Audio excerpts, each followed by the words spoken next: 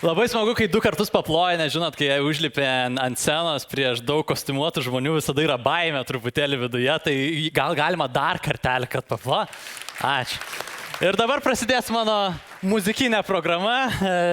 Prieš ateinant muzikantams apšildysim, tai gal čia yra teaseris, gal šiandien išgirsit muzikos. Klausė, ar kažkada atsidurs teismuose dirbtinis intelektas. Tikėkime, kuo greičiau. Va, šiandien aš irgi pats netėjau, atsinčiau duplikatą savo. Nes žinot, daug visur reikia būti, užimti laikai šiais laikais, tai stengiasi optimizuoti. Tai šiandien parodysiu jums net gal irgi kokį įrankį, kaip ten savo duplikatą būtų galima sukurti greitų metu.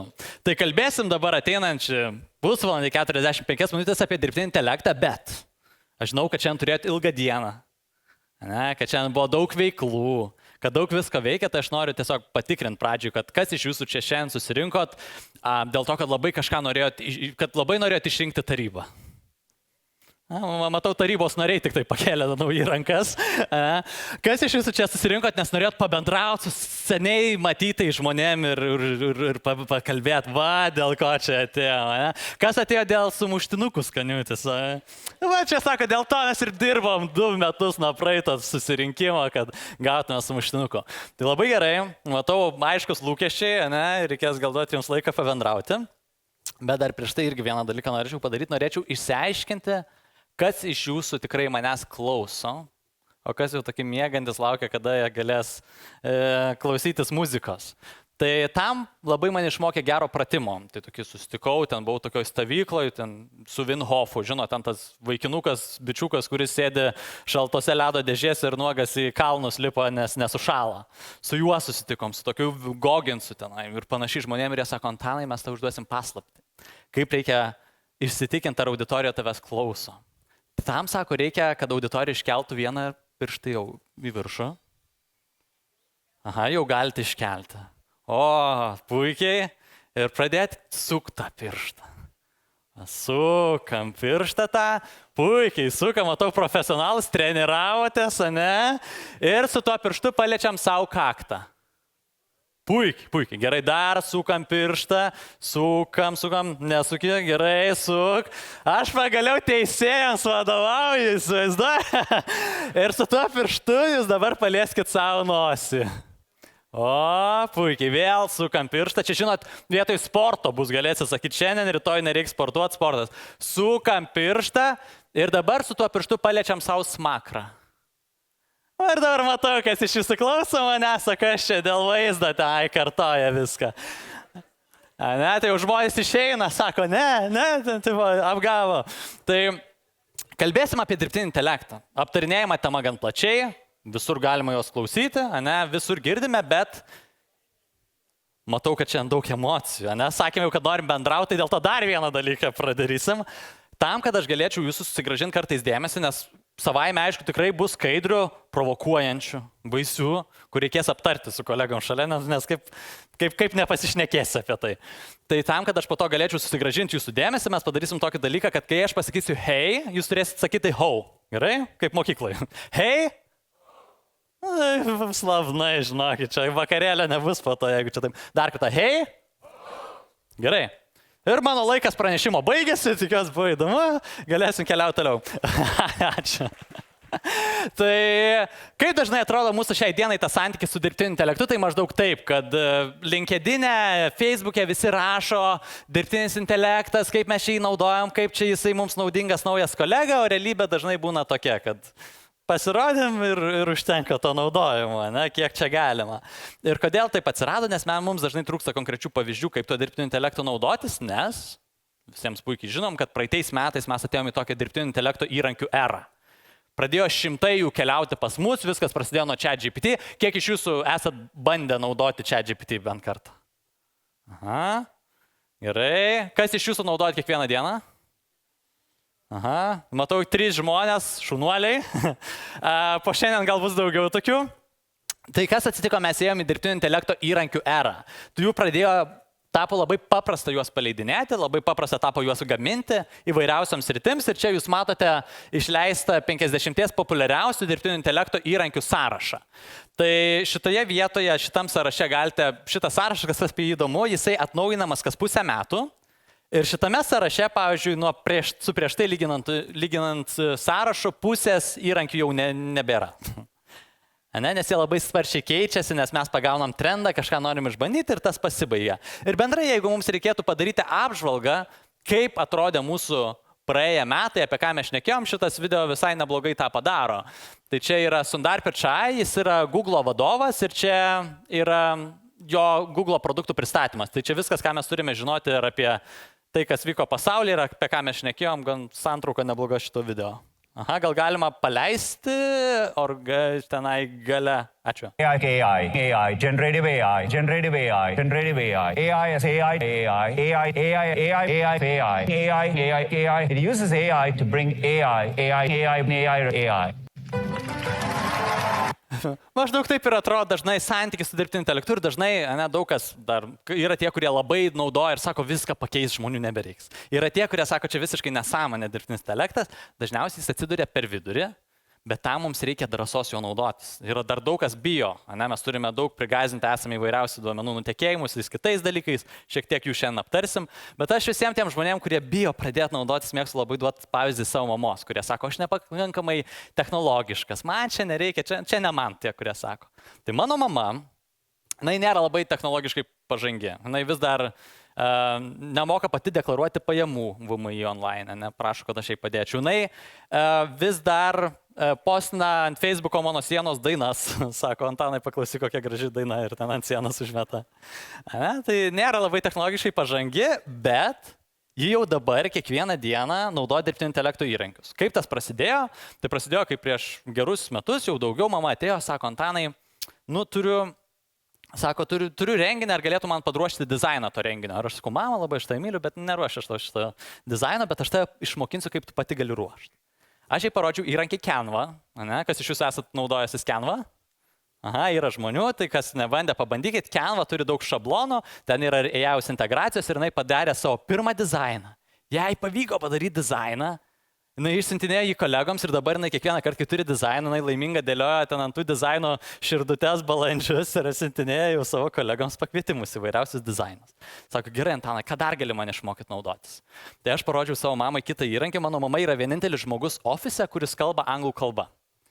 Ir sako, ir jinai anksčiau kaip darydavo vertimus kolegų dokumentų, jie atsiųsdavo, jinai per Google vertėją išversdavo, jai reikėdavo daug taisyti, kokybė nelabai gera. Aš jai parodžiau įrankį DeepL. Tai yra kaip Google vertėjas, bet dirbtiniu intelektu paremtas yra šiek tiek geresnis. Ir jinai sako, Antanai, kaip man dabar gerai, atsiunčia kolegos savo dokumentus, sako, aš vis greitai DeepL įmeti, sako, patikrinu per 5 minutės, siunčiu jiems atgal ir jie visi klausia, sako, Judita, kaip tu taip greit dirbi? Jinai sako, aš jiems nesakau. Tapo jos pranašumas ir iki to taško, kol jinai ten pati dabar jau savo draugės moko ChatGPT, kaip reikia naudotis, tai kiekvienas iš mūsų gali tą daryti. Bet, aišku, kyla klausimai, kas dabar atsitiko, kad dirbtinis intelektas įvaldė patį svarbiausią žmonijos įgūdį, kuris yra kalba. Dėl kalbos mes kūrėm civilizacijas, dėl kalbos mes kūrėme mitus, dėl kalbos mes kūrėm istorijas. Gal kažkas skaitėt Yuval Harari knygą Sapiens? Yra tokių, kurie skaitė? Aha, yra, matau. Tai ten labai įdomi yra teorija, kodėl žmonių kalba taip išsivystė.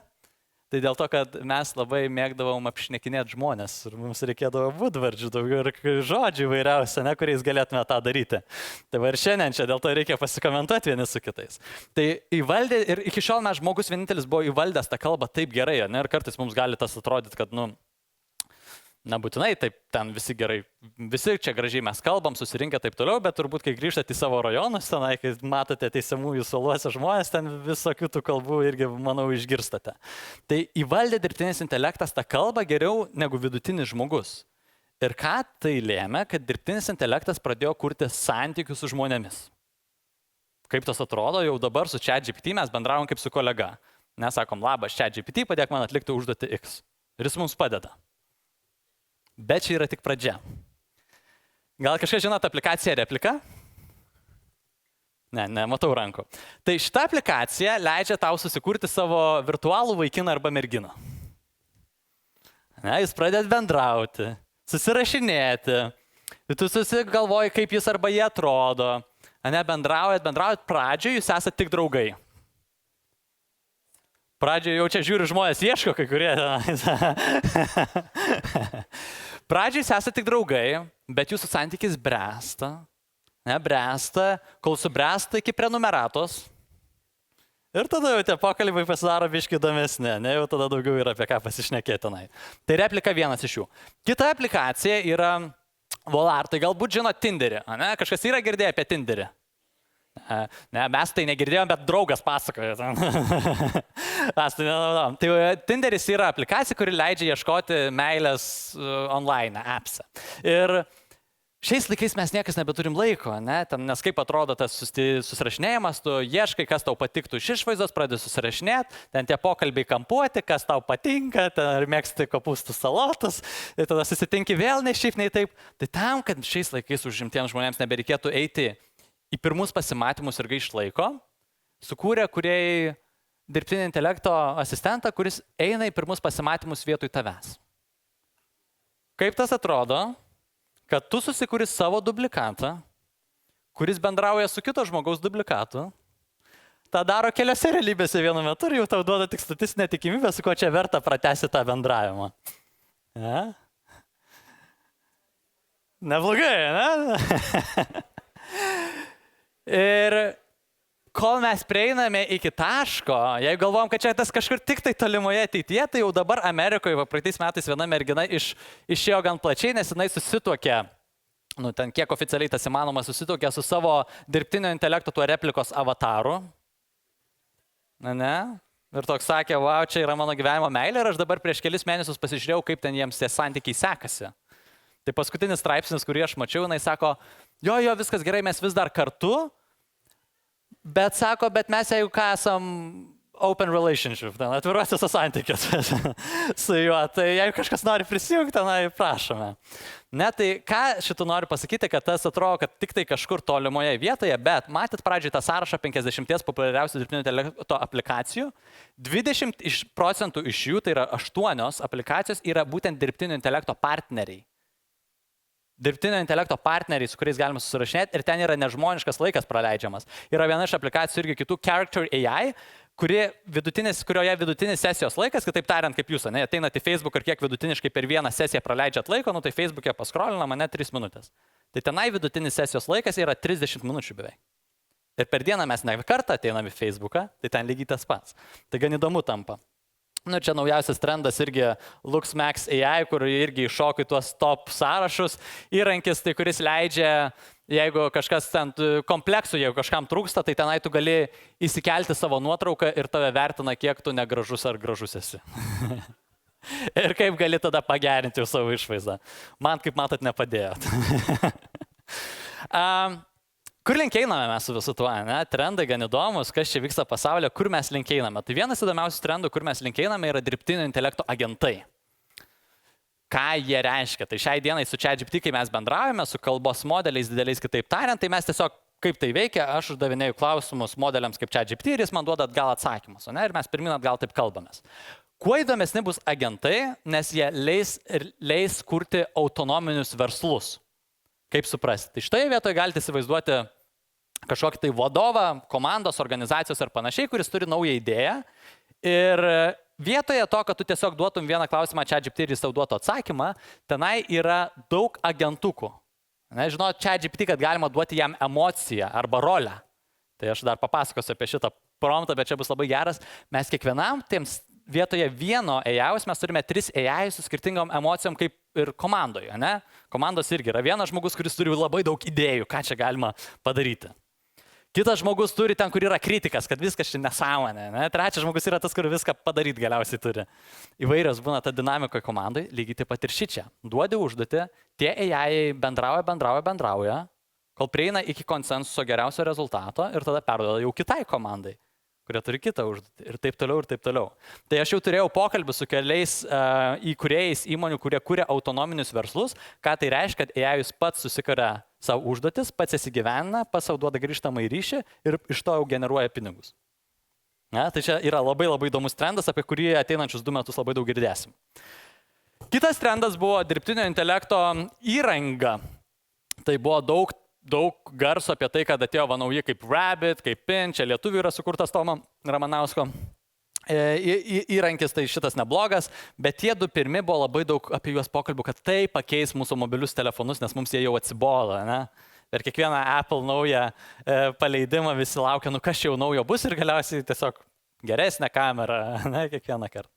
Tai buvo toks lūkestis, kad čia jau naujos kartos telefonai ateina ir dabar pradėjo ateiti jau jų peržiūros, reviews. Ir rezultatai kol kas yra tokie, kad sako, čia yra kaip telefonai, bet tiesiog neveikiantis. Labai prastai, žodžiu, kad dabar, pavyzdžiui, Pino per vasarą daugiau gražina, negu nusipirko jų. Tai kol kas mes dar nesame, bet irgi einame link to, kad mūsų įrenginiai ir dabartiniai turimi, va, pavyzdžiui, girdėjau gal, kad čia Apple'as irgi padarė kolaboraciją su OpenAI, įmonė, kuris kūrė ChatGPT tam, kad Siri būtų veikiantis pagaliau ir jį galėtume naudoti. Irgi matėme šitas nuotraukas, deepfakinės, kurios išėjo su vizualų generavimu, kur atėjo popiežius demonstruojantis madas ir nuo kurios nuotraukos ir prasidėjo platesnis toksai diskutavimas apie dirbtinio intelekto galimybės, tai irgi tas eina gan plačiai. Dabar galim sukurti fantastinius dalykus su dirbtiniu intelektu, tiek nuotraukas, video irgi labai sparčiai tobulėja. Tai va čia, pavyzdžiui, yra pavyzdys, kaip italas, sukurta nuotrauka buvo, kaip italas verčiama žiūrėti, kaip ant picos yra dedamas ananasas, kaip pavyzdys, ne?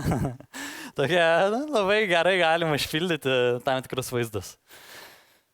Kiti trendai yra, kur galima irgi paslėpti informaciją. Tai šitoje vietoje, čia dalis iš jūsų žinau, kad ekrane matote žmonės, dalis iš jūsų mato tekstą. Tai tie, kurie matote žmonės, pasimkite ir pažiūrėkite per telefono kameras į tekstą.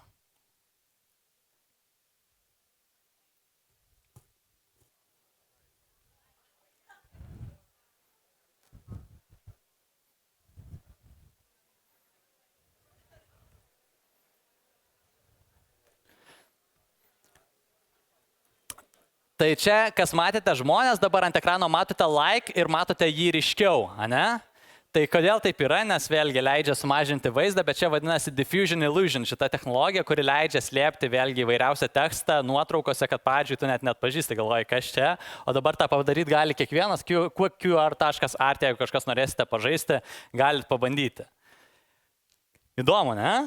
Ok, kita technologija yra mano labai mėgstama ir įdomi. Tai irgi balso sintezė tam tikra buvo limitas, ne, išvažiuojame į užsienį, užsienio kalbos nemokam, Prancūzijoje, ne, galbūt angliškai, tenai rusiškai kažkaip šnekame, bet prancūziškai nemokam, bet taip norisi su vietiniais tą vaibą pajusti, bet ten jie perle ir tu tenai kažką toksai lieki, nežinai kaip tai bendrauti, draugus susirasti. Tai dabar atsirado tokia technologija kaip HeyGen, kuri leidžia padaryti įdomius dalykus. Tai tarkime, yra mūsų prezidento kalba. Ne? Kalba, anglų kalba, kuri man labai patiko. Together, we will make a difference.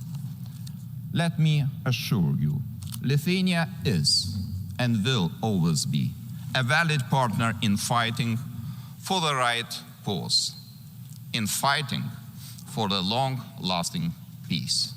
Graži kalba, faina ir tarkime, kad aš noriu šitą kalbą nusiųsti savo draugų Japonijoje, kuris nemoka angliškai. Ką šiaip daryčiau, dėčiau subtitrus, kažkaip vers bandyčiau, bet dabar dėl tos įrankio, kuris vadinasi heygen.com, aš galiu įmesti šitą video ir jį išversti kokią noriu kalbą ir gauti tokį rezultatą. 一緒に私たちは違いを生み出します。私が保証します。リトアニアは常に正しい理由のために戦い、長期的な平和のために戦う有効なパートナーであることをありがとうございます。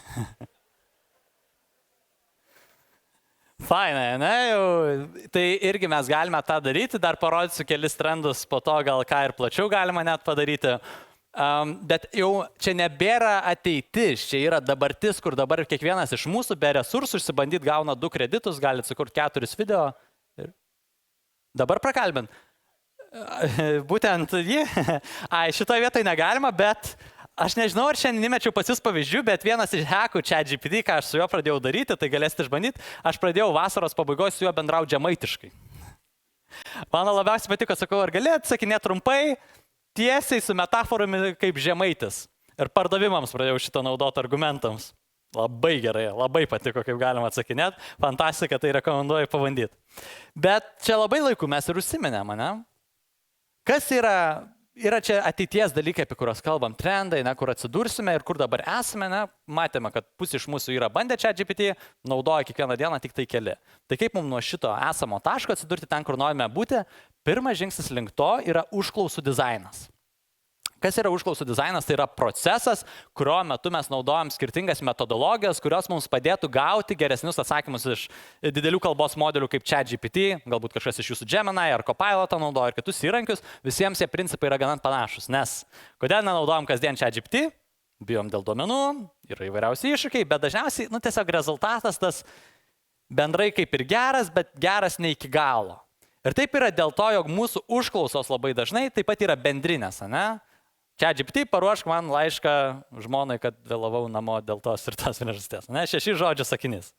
Ir kai mes tokius užduodam dalykus, jeigu jums užduočiau tą pačią užduotį, irgi mes turėtume galybę skirtingų variantų, bandant suprasti, kieno čia geras tas variantas. Dėl to dažnai žmonės sako, nesąmonė tas ChatGPT. Tai ChatGPT pats iš savęs nėra nei protingas, nei kvailas. Jis yra tiesiog kaip veidrodis. Atspindys žmonių, kurie mes bendraujame su juo ir kaip bendraujame su juo, mes tokius rezultatus ir gauname. Dėl to labai ten pasvarbu suprasti ir sužinoti, kokios yra metodologijos ir kaip su juo bendrauti efektyviau. Tai aš šiandien tik tai tokiais keliais patarimais arba idėjom su jumis pasidalinsiu. Tai visų pirma, mums reikia suprasti, ką gali ChatGPT. Tai yra įvairiausias užduotis, ką jis gali padaryti. Mes turime atrasti, kur jis labiausiai padės man, kokia mano rekomendacija. Čia yra keli bendriniai pavyzdžiai, ką gali atlikti jisai. Jums reikia atrasti, o kaip jis gali padėti man. Ir kaip tai geriausia padaryti, tuos limpančius sticky notes vadinamus, tas geltonus, lipdukus. Tai ant jų įsirašykit, ar gali man padėti ChatGPT atlikti šitą darbą geriau ir prisilipinti prie ekrano kompiuterio. Prieš, pavyzdžiui, nuosprendžius kokius. Ar gali jie įsivaizduoti geresnį nuosprendį? Ir tada kiekvieną kartą savęs klausyti ir iš to atsiras įprotis nuolatos klausti vėl ir vėl. Ir dabar pirmas metodas, kurį aš jums ir pasakysiu, kurį verta naudoti, kurį labai paprasta prisiminti, galbūt dalis iš jūsų jau jį žinote, tai tada valio, tai yra rolės metodologija arba act as metodologija. Kas iš jūsų jau ją žinote? Ar yra žinančių? Super, kaip mesijas jausiasi su nauja idėja. Tai ką sako šitą metodologiją? Jis sako tokį paprastą dalyką. Sako, kad kaip ir žmonės, mes dažnai įsijaučiam į tam tikrą rolę. Esate namuose, esate šeimos žmonės rolėje, tėčio rolė, žmonos rolė, vaiko rolė, įvairiausios rolės, kurias mes turime. Ateinam į teismo salę, rolė biški pasikeičia, truputėlį kitokia pasidaro. Nuvažiuojame į Prancūziją, vaikštame aplink Eifelio bokštą, bagetę papažaščią, tenai apsitrupinę krosanų, ten barzdą žiūrinėjom, ten jau Max prancūzai jaučiamės. Tai įsijaučiame rolės, lygiai taip pat ir dirbtinis intelektas. Jeigu mes jam duosime rolę, jis gali mums atsakinėti skirtingai iš tos rolės. Ir kodėl taip vyksta? Nes dideli kalbos modeliai kaip ChatGPT, ką jie daro, jie nėra, kad suprastų viso atsakymo kontekstą. Jie tiesiog spėlioja po vieną žodį, kokia yra didžiausia tikimybė, kad kitas žodis bus teisingas. Jie turi galybę duomenų, bet iš esmės tai yra tiesiog statistinės tikimybės, kad jie bando atspėti. Dėl to visada gali būti paklaida, bet kai mes lauksime atsakymo, jeigu mes duosim bendrinę klausimą, jis turi labai daug būdų, kaip atsakyti tą klausimą, nes yra galybė kelių. Ir kaip jis atsakys, jis rinksis tą kelią, kuris statistiškai yra teisingas daugiausiai žmonių. Koks mūsų yra tikslas? Mūsų tikslas yra gauti atsakymą, kuris yra teisingas mums, kuris būtų naudingas būtent man tuo būdu. Ir šitoje vietoje, jeigu aš jam ir sakau, paruošk man kažkokią ataskaitą, jis turi daugybę būdų, kaip padaryti, bet aš jam galiu pasakyti, įsivaizduok, kad esi Elonas Muskas. Ir dabar paruošk man tą ataskaitą.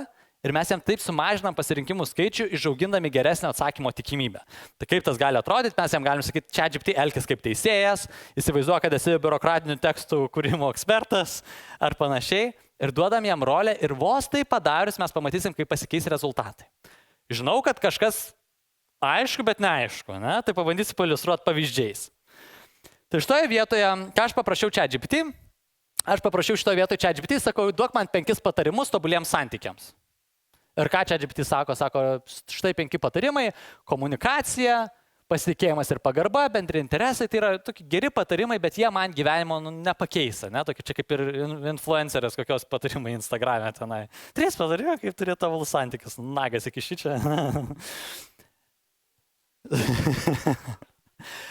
Tai ką tada galima padaryti, ką aš padariau šičia, aš palikau tą pačią užklausą, bet pridėjau rolę ir pridėjau visiškai absurdišką rolę. Nesąmonę daviau. Sakau, ChatGPT, sakau, įsivaizduok, kad esi obuolys. Duok man 5 patarimus tobuliems santykiams. Ką sako ChatGPT, sako, aukite kartu, stenkitės aukti ir tobulėti kaip obuoliai ant medžio, kaip santykiuose, kurie tampa vis geresni, obuoliai taip pat tampa saldesni ir prisotinti. Rūpinkitės aplinką, obuoliai auga gražiose medžių šakose ir žydi pavasarį, kaip ir partneriai, rūpinimasis bendru aplinkos komfortu ir grožiu gali prisidėti prie jūsų santykių gerovės. Dabar galima šitus pasimti kaip argumentus, jeigu naujo stalčiaus kokio ar stalo norit. Čia, sako, ChatGPT sakė. Matėm, kad pridėjom tik tai act as ir rezultatai visiškai pasikeičia. Perspektyvos kitokios. Kitas pavyzdys. Čia turėjau pavasarį tokią nelaimę savo atsitikusią. Išskalbiau savo mėgstamiausią kašmyrinį golfą ir susitraukė jisai. Ir buvo liūdna man taip. Ir ką aš padariau, sakau, ChatGPT, sakau, išskalbiau savo kašmyrinį golfą ir susitraukė, sakau, ką man daryti.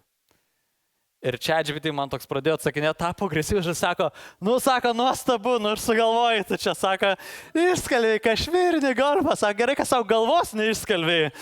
Jis toksai tavo agresyvus, aš įmečiau į LinkedIn šitą tenai postą, daug laikų surinko, sako, kaip čia jis toks agresyvus, bet aš šitoje vietoje padariau triuką. Nes mano užklausa prieš tai, kaip atrodė, nes sakau, ChatGPT elkis kaip ironiškas ir šiek tiek pašaipus dirbtinis intelektas. Aš jam daviau charakterį. Ir čia tie, kurie sako, kad čia labai bendriniai atsakymai, ChatGPT jis neturi emocijos, jis dar ir kiek emocijos turi, ne? Jis gali būti, jei nori drama karalienė, jeigu norit, gali būti labai sofistikuotas džentelmenas. Mes galime duoti jam rolę per šitą act as metodologiją ir su tuo žaisti. Mes jam galim sakyti, elkis kaip žemaitis. Kokią emociją besugalvotumėt, jam galite duoti ir pamatysit, kaip nuo to keisis rezultatai. Tai čia yra viena geriausių metodologijų, kurią rekomenduoju pasidaryti. Daugiau mes aptarėm jų per mokymus, tai ten yra daugybė, bet viena, kurią norėjau, kad išsineštumėt šiandien ir bus šita. Ir dar ką duosiu jums, tai irgi duosiu tokius užklausų formavimo šablonus. Vis tiek turite daug darbų ir aš noriu taupyti jūsų tą brangų laiką. Mano tėtis dabar ten iš jo jį apvogė, jis dabar ten yra irgi teismo procesuose, sako, ir aš, sako, kai buvau ten, aš nesivaizduoju, kaip teisėjai turi išsėdėti tokias nuobodybės kartais. Sako, kur žiūri pusę valandos vaizdo įrašą, kuriame nieko nevyksta ir galės suvirpa kamerą, aš sako, va, ką tai reiškia, tenai kažkur kaltinamieji. Tai labai jūs užjaučiu dėl tokių situacijų, tikiuosi jums daugiau papulstų įdomių, kur tenai Escobaro tipo, narkotikai, pinigai ir panašiai, visada daugiau įdomybių. Tai grįžtant nuo fantazijų,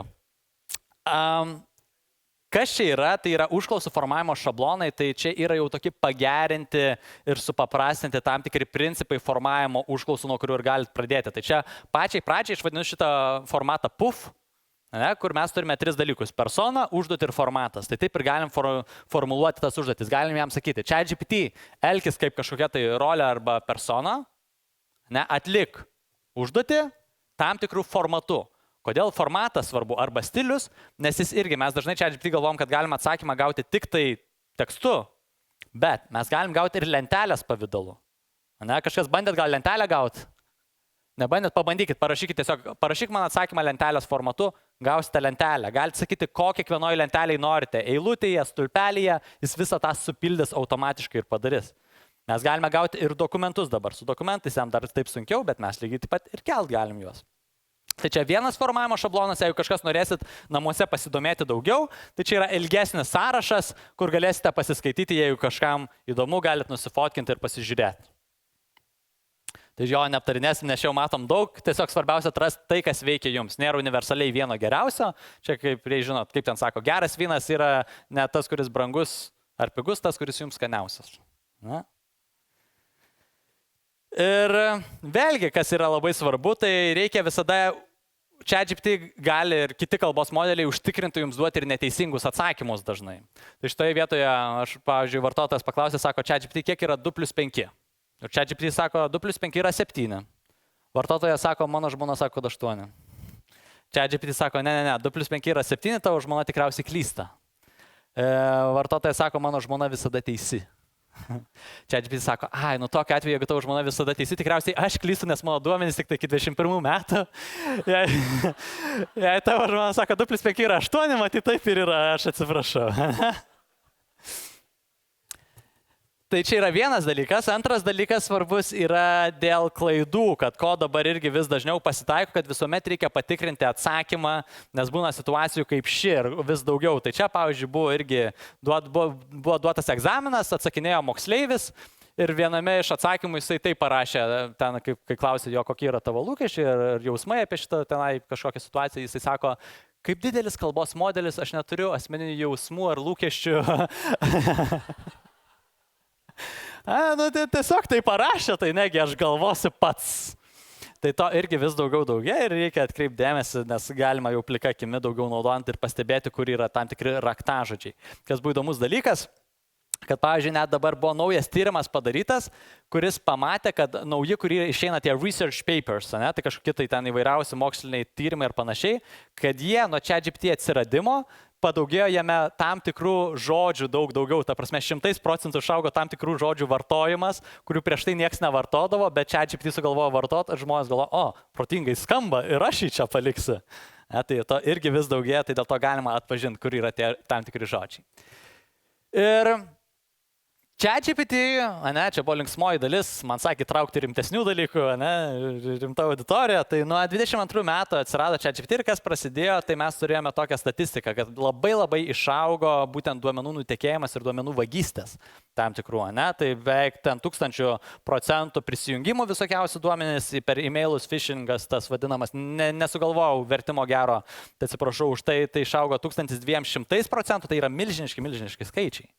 Ir aš pats gavau kažkurią čia dieną iš Facebooko tokį laišką, kur sako, čia jūsų saugos kodas, prisijunkit, atrakinkit, nors žiūriu, siunčia iš e-mailo tenai kažką facebookmail.com, atrodo solidžiai, viskas tvarkoje, aš tenai toks beveik žiūriu, bet galvoju, patikrinsiu, gal atsidariau Redditą, žiūriu, kad čia yra skemas, apgaut mane bando kažkas.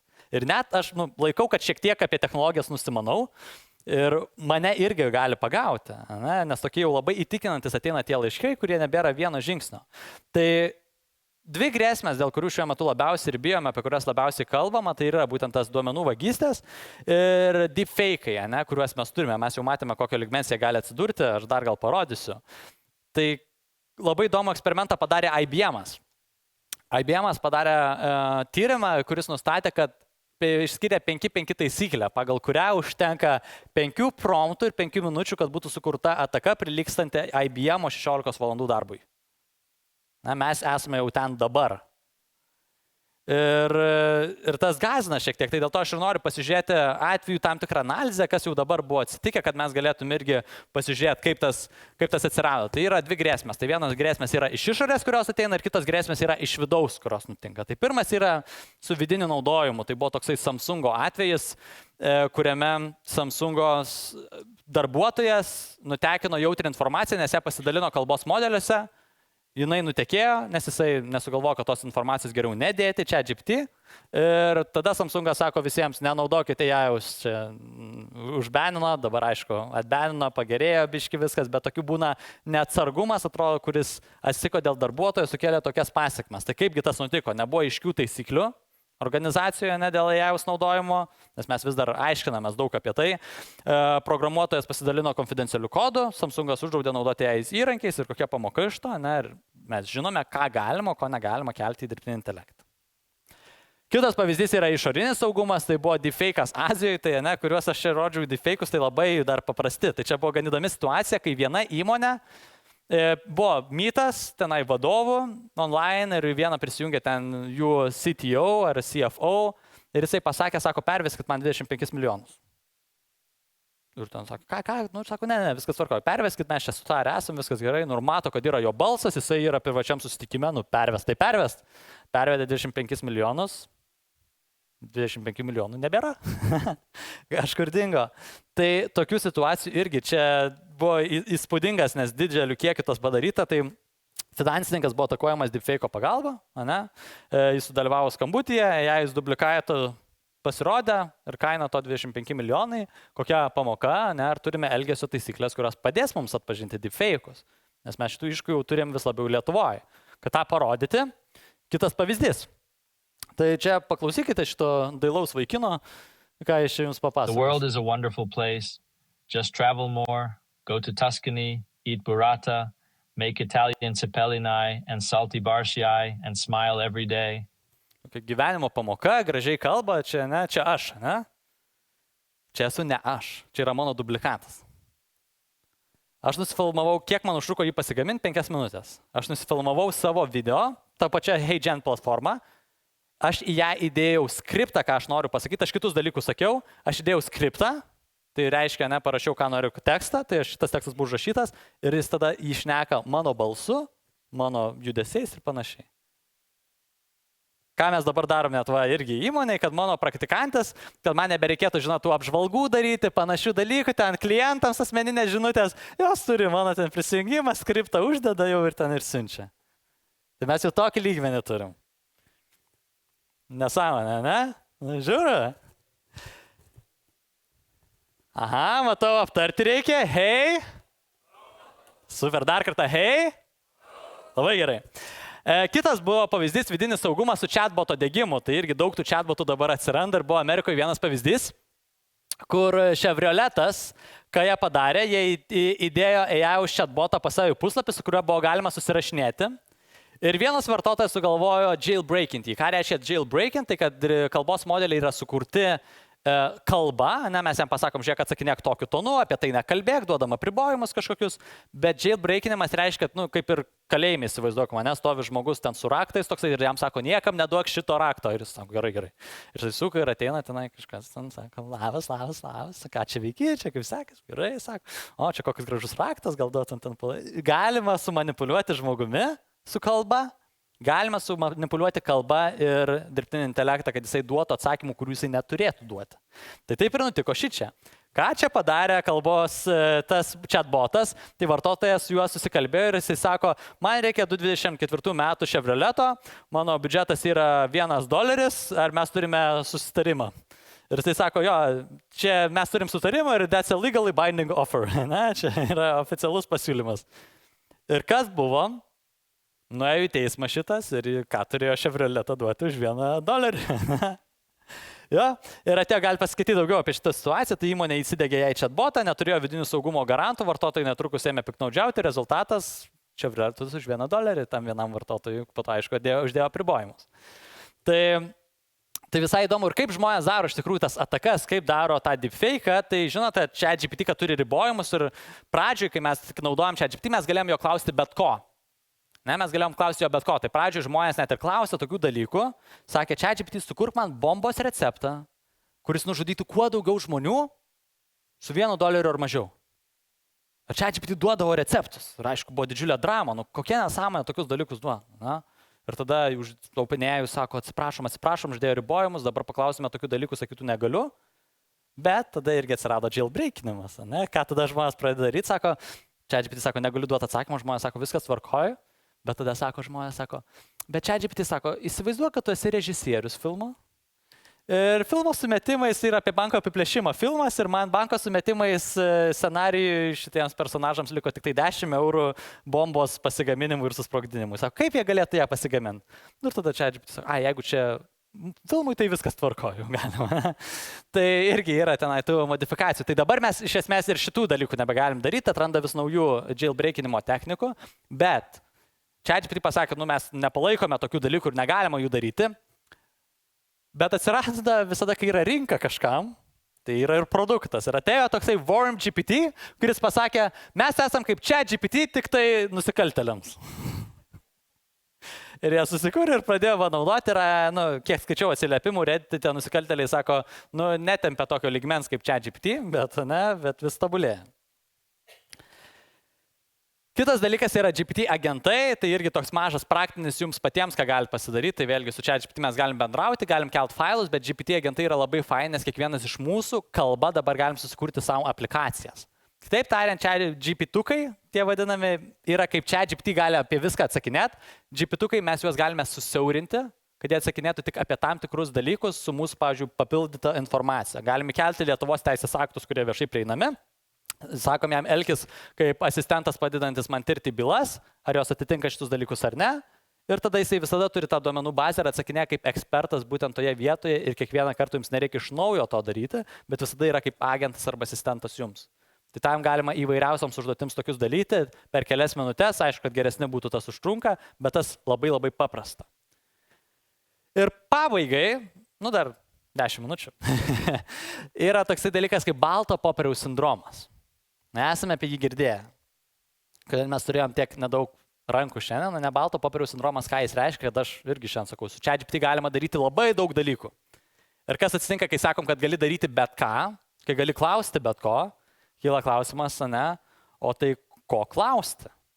Ir dėl to mes turime pavyzdžius. Ne, Exceliu buvo tas pats, Exceliu sakė, gali daryti bet ką, nuo ko pradėti, gavom pavyzdžių, kad galima kalendorių daryti, galima skaičiuotuvą pasidaryti, dar kažką ir mums, aiškiau nuo ko pradėti. Kokie mūsų kol kas pavyzdžiai ChatGPT? Tai jis sako, ką veikti su draugais naujam mieste. Kol kas tokie jo, ten yra pasiūlymai pavyzdžiams. Tai dėl to, ką aš norėjau duoti pabaigai, tai norėjau dar jums parodyti 5 vietas, kur jūs grįžę namo šiandien galėsite panaudoti dirbtinį intelektą jau šiandien nelaukiant ateities. Su tuo promptu galbūt ar panašiai. Tai pabandžiau dar ir teisėjams pritaikyti tas vietas. Tai ir pabandom. Tai pirma vieta yra dokumento analizė. Ar jau kažkas naudojate su dokumentais kalbos modelius? Yra kelios rankos, super šaunuoliai, būtų labai įdomu jūsų patirtis išgirsti ir su kolegom pasidalinti. Turiu daug teisininkų arba advokatų, su kuriais bendravau, kurie sako, mums, pavyzdžiui, tam troubleshooting vadinamam, kad ieškotų klaidų. Anksčiau, sako, mes praleisdavom prie to po 16 valandų, taip vidutiniškai dabar jisai sako, mums užtrunka tik 4 valandas. Bet apmokam už 16, žinoma, tenai sąskaitą paduodam klientam. Tai ką galima daryti, su tuo galima paduoti įvairiausius dokumentus. Aišku, kurie nėra jautrus, bet tam reikia saugios aplinkos, kad jautrių nepaduotumėt. Bet jeigu tai yra viešai prieinami duomenys, kažkokie nauji atitikmenys panašiai, jums reikia juos dažnai perskaityti, bet kartais reikia iš naujo ieškoti informacijos. Tam, kad ją surasti geriau, mes galime susirašinėti su savo dokumentais. Ar tai PDF-as, ar tai Wordas, ar tai kitokio formato failai. Mes galim sakyti, žiūrėk, duok man santrauką, kaip tas yra panaudojama. Žiūrėk, atsakyk man, ar šitas atitinka šitą dalyką, kokios čia atitiktis, kurioje vietoje apie tai kalbama, ar panašiai. Galime su to bendrauti ir gauti informaciją tekstu, to, ko mums reikia. Jis tą daro labai, labai, labai gerai. Ne? Vienas panaudojimas. Kaip tą daryti? Tai čia matysit visose 5 situacijose, aš duodu panaudojimo būdą, duodu pavyzdį ir tuomet duodu procesą. Tai yra skausmai, įrankiai, su kuriais naudoti ir tada procesas, kaip tame panaudoti. Tai įrankiai tam yra ChatGPT arba Claude AI, tai yra naujai prieinamas įrankis Lietuvoje, prieš tai buvo neprieinamas, bet dabar jau prieinamas ir Lietuvoje, tai man jis net labiau negu ChatGPT patinka. Tai jis kaip ChatGPT kalbos modelis, bet tiesiog patogesnis, bent jau man ir atsakymai labiau patinka. Anthropic įmonės sukurtas. Ir ką mes ten darome, įkeliame failą, kartu užduodam klausimas, užduotis ir sakom susirašinėti su dokumentais, prašom įžvalgų ir panašių dalykų. Kitas pavyzdys yra susitikimų transkribavimas su dirbtiniu intelektu. Irgi turim daug susitikimų, nes su vienais kolegom, su kitais, tenai reikia tas meeting minutes užsirašinėti, kažkas pasimiršta, yra dabar daug įrankių, su kuriais galime tą daryti geriau ir efektyviau. Tai čia yra pavyzdys mūsų susitikimų. Mes anksčiau kai atsirado galimybė, pradėjom juos daryti, tada supratom, kad pas mus komandai niekas jų neskaito, įskaitant mane patį, ir tada nebedarėm, bet labai patogu būdavo ir kokybė, aš abejojau, kaip lietuvių kalbą supranta lietuvių kalbą puikiai. Jo, anglų supranta, lietuvių supranta, kaip sakėt? Galima automatizaciją pasidaryti per DeepL, bet iš esmės supranta lietuvių kalbą, kaip ir sakėt, verčia į anglų, bet duoda atgal. Tai su DeepL puikiai tą daro, yra įvairiausi, yra kurie prašiau veikia, kurie geriau. Mano atveju naudojame TimeOS, jisai supranta lietuvių kalbą, yra Firefly AI nemokamas, bet jisai prastesnis, TimeOS yra geresnis, bet mokamas yra ir Zoomas turi jau savo funkcijas, ir Copilotas, nežinau, kurią sistemą naudojate jūs, bet tikrai yra labai patogu, nes jūs pasirenkate, kokio ilgio santraukos norite, ten pasako, kas apie ką kalbėjo, ką sutarėte, kas kai įsipareigojo kitam kartui arba panašiai. Patys pasirenkat struktūrą, kurios norite, veikia tikrai labai įdomiai ir gerai. Firefly AI, kaip ir minėjau, lietuvių kalba tikrai dar yra daugybė kliūčių. TimeOS 95-6% gerai viską išverčia. Kai verčiam iš vienos į kitą, tai ten DeepL'as dar. Derybos. Deramės visada. Reikia su vienais dėrėtis, namuose dėrėtis, su kolegam dėrėtis. Kas dažniausiai laimi darybas? Arba tas, kas turi geriausius argumentus, arba žmona. Du variantai. Tai šitoje vietoje, kaip ir minėjau, ką aš ir čia padariau, ką mes galim daryti su dirbtiniu intelektu, mes ir galime labai fainą, vienas geriausių ir mėgstamiausių panaudojimo būdų, mes galime sakyti, ChatGPT, įsivaizduok, kokie gali būti mano priešininkų, ten kas tai bebūtų, argumentai, kodėl jie gali sakyti ne idėjai, kodėl jie gali sakyti ne ten nuosprendžių, kokie gali būti jų argumentai kažkokie. Ir tada gali pasakyti, o kaip aš galiu juos atliepti.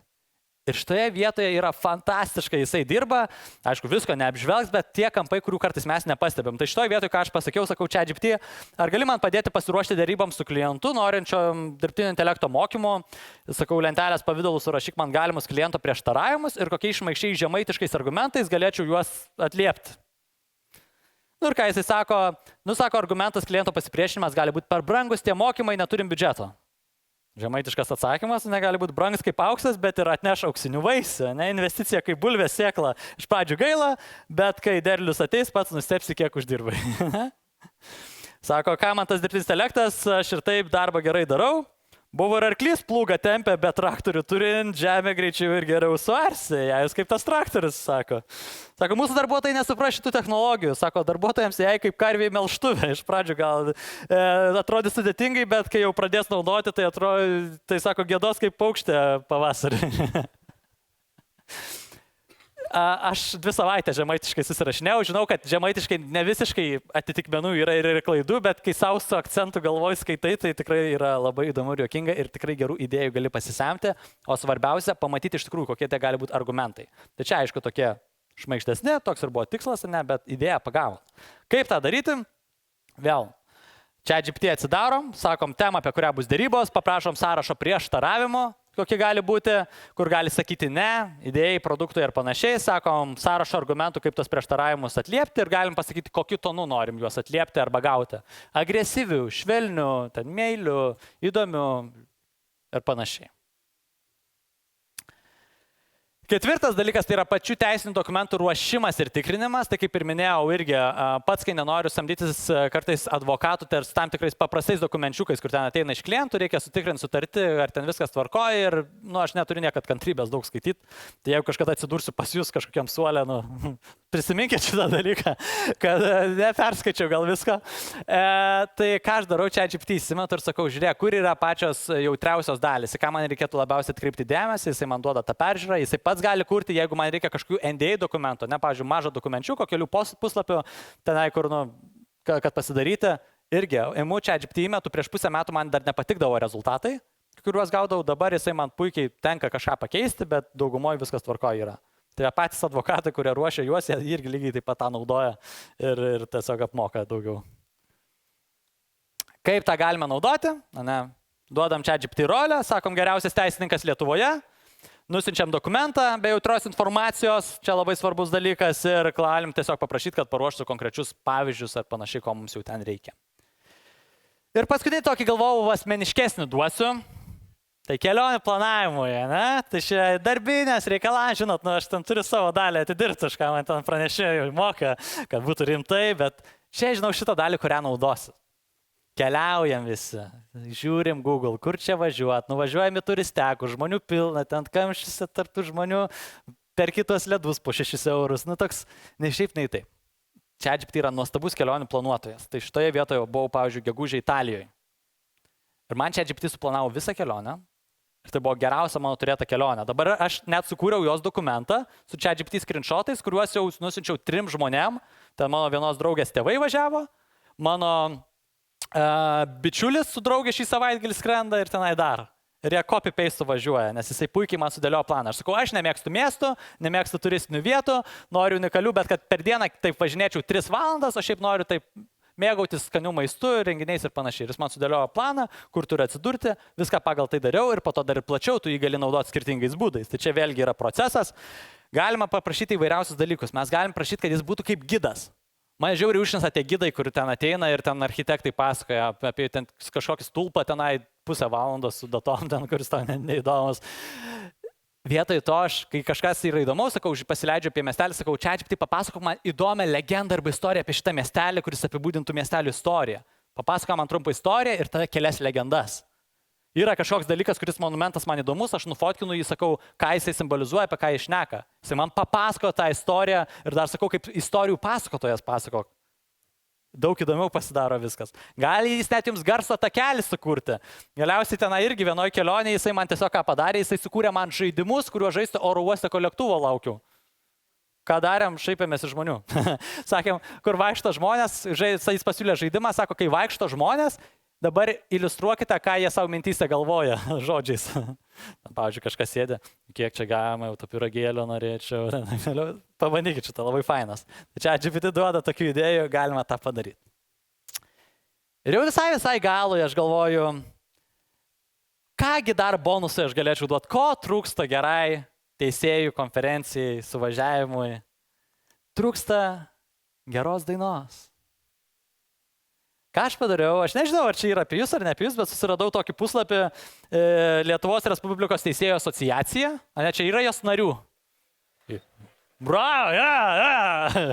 Teisėjų asociacijos krepšinio klubas Vilniaus dalygos. Tai atsidariau jūsų puslapį ir atsidariau apie mus sekciją ir nusikopijavau tekstą ir pagal jį sukūriau dainą su dirbtiniu intelektu.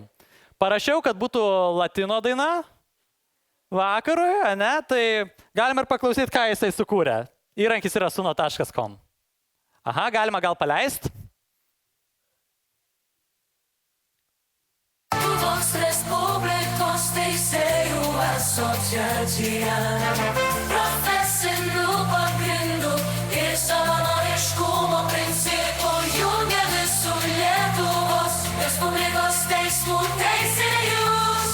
Mes teisėjai, teisėjai, teisėjai, teisėjai, nebijom niekados, ir trakuose ir dėkoja teismų ir teisėjų, nepriklausomumas savivalda gina teisėjų teisės, bendradarbiauja su teisininkų organizacijomis, Lietuvoje ir kitose šalyse dalyvauja rengiant bei tobulinant.